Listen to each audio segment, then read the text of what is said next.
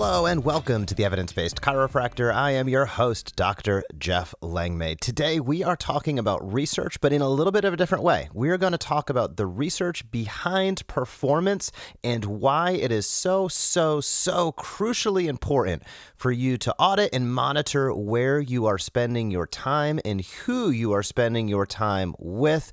And this is a fun topic. It's a good one. It applies to your personal life. It applies to your practice itself, regardless of whether you have an experienced team underneath you, whether you are an associate, or whether you're in the process of growing your practice. This is information that I think can be really valuable to your growth and development.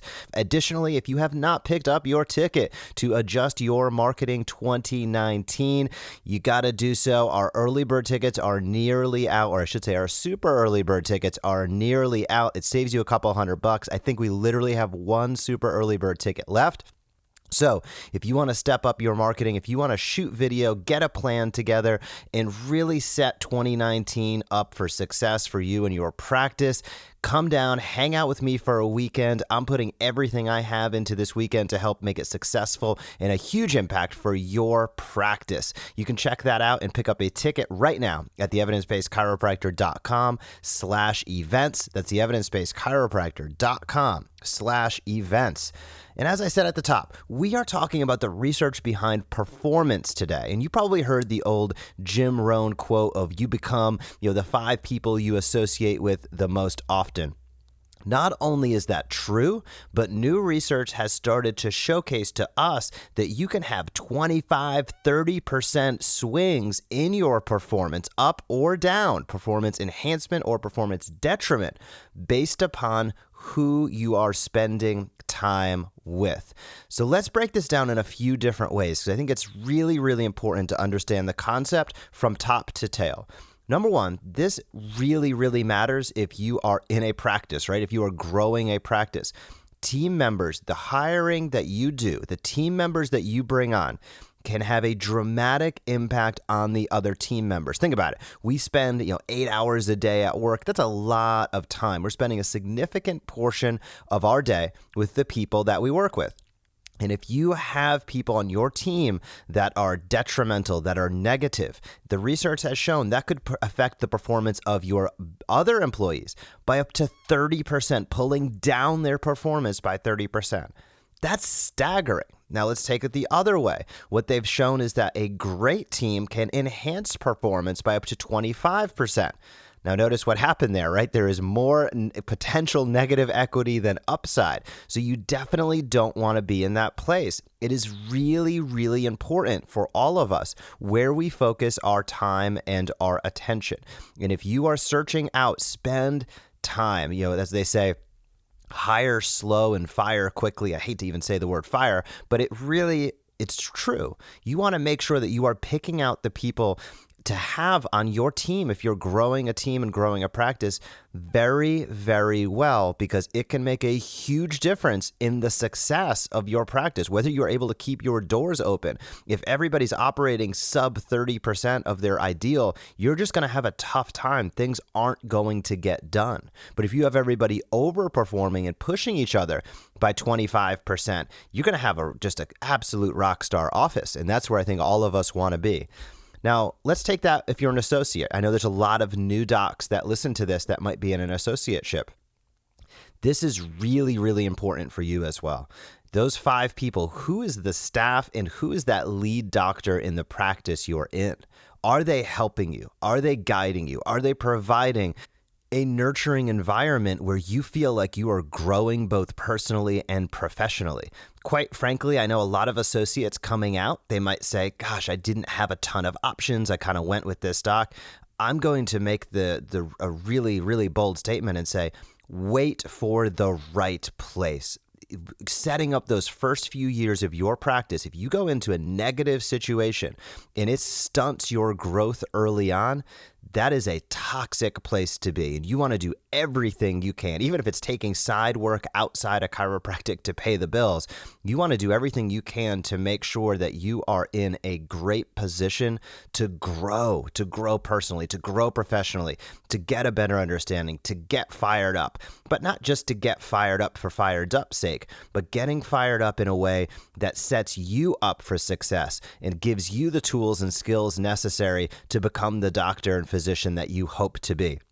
If you're an associate, who you spend your time with, and a lot of that time is going to be spent in that practice, is absolutely critical to your success later on in life. So keep that in mind, please. Even if you need to take hours in a different type of job, and even if you have to, I'm going to go as far as to say, even if you need to volunteer or shadow in an absolute awesome clinic, get around those people, the people you'll meet through those people, the connections that you'll make, and ultimately the skills and the performance benefit will be far worth any hourly pay reduction or anything like that. As long as you can keep your lights on at home, get into a situation, get around people who help you grow and succeed. And finally, I think the lesson with this for all of us, regardless of whether you are a veteran chiropractor, whether you're an associate chiropractor, maybe you're even a student doc right now, is think about how much time you are spending online. So when we look at Jim Rohn and the 5 people you associate with, it's who you become. It's 100% true. The research bears it out. That's what we've seen time and time again. The interesting thing is over the last 10 years with the rise of social media, we're probably all spending an hour, 2 hours. Check your data usage on your iPhone and see how much screen time you've had. A lot of people are probably plus 1 hour, plus 2 hours, perhaps even plus 3 hours per day on their phone. If you're in an elevator, if you're taking the stairs, if whatever the case may be, a lot of times you pull out the phone, look at Instagram and look at Facebook. My question to you would be, please curate your feed. If you're seeing negative content that's downing other people, other professions, other docs for that matter, all day, every day, that is not a place of growth. Just as the people that you surround yourself in your personal life, physical interaction day to day are crucial, just as crucial is the ability to curate and understand what's going on in your feed. Are you going with, perhaps, and it's up to you, right? Whether you have your feed with people, perhaps you admire or respect somebody like a Gary Vee, like a Zig Ziglar, like a Z, I don't know. It could be anybody depending upon your personality and what you're looking for. But when you're looking for, I would recommend, look for those top 5 or 6 individuals. Maybe it's Warren Buffett, Jeff Bezos. Follow the people that you would love to be around. Start understand, how are they using the tools? How are they using social media? How are they looking at the world? Putting those positive vibes and those positive thoughts into your day will pay huge dividends as you go down throughout your career. Remember, we're talking about hours per day. At the end of the week, you could very conservatively be at 6 hours on your phone. That's just, that'd be less than an hour a day. For many of us, that could be 2 to 3 hours per day, if that's where our business resides as well, for the most part. We could be looking at 14 or 15 hours. Who are you spending those 14 or 15 hours with? What groups are you spending that time with? What individuals are you following? Because who you follow and how you see the world through that feed will dictate how you interact with it for the most part. So if you have positive vibes only, so to speak, and you have inspirational things, you have people who you admire, people who you look up to, and people who you think are doing a great job, and you surround yourself with that, it's far more likely, is what we see, that you will start mirroring those behaviors, and you will be able to do that for somebody else. Whereas if all you see is snarky comments, all you see is negativity, all you see is destruction, all you see is discord, then that's going to feed into how you see the world and how you go about things. So, I don't want this episode to be so frou-frou, but it really, it's pragmatic and it's practical. Audit who you're spending time with in your life. Make sure they are positive influences. Make sure the people you are hiring in your practice, if you're an associate, make sure the doctor's practice that you are currently in is helping you grow and succeed, because you're spending a lot of time and it's going to make a far bigger impact than you probably understand. And then the second component to that is be sure to look at your social feeds online. I don't care whether it's YouTube, Facebook, Instagram, whatever the case may be. Check out all the platforms where you spend time on and audit it. Get people out of there that are bringing you down or who are not going to help you grow and succeed. Because what we see through the literature, what we see through the research is that there could be a performance swing of really up to 60%. If you look at it from a positive aspect of it could improve your performance, the people you spend time with, by 25%, or it can detract from your performance by 30%. Those are really the key take-home messages for today. And now, if we want to go medical with it on just the tail end, the last minute here as well, feelings of loneliness, as we've seen, can increase blood pressure, weaken immune system function, poor sleeping habits, ultimately shorter life expectancy, and having a strong social circle can support positive mental health and reduce stress. That's what we're all about, right? We want to be positive people. We want to reduce the stress in our lives, and we want to make a bigger impact with our communities. I think one of the best ways that we can all do that, a proactive step we can all take, is to audit the people we're spending time with, make sure that they are supporting your vision. They don't have to be clones of you, but look for people that are inspirational and aspirational to you.